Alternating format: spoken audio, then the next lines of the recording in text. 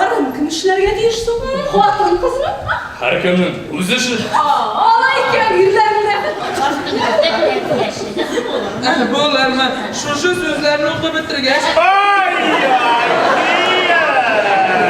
Neyde to'qiysan deydi. Молодец. Rahat ya.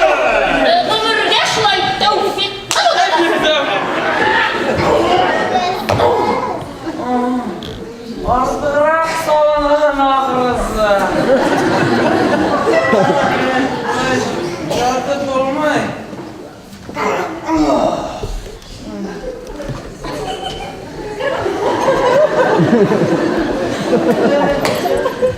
Şefsimin kullarında yürüyeyim ha?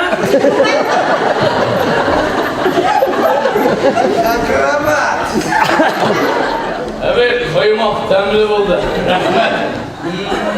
Her gün asıp nerse gidersin sen. Her gün asıp bir putsun nerse buldun sen. Vay, üzümük yok, sınırına kuştum.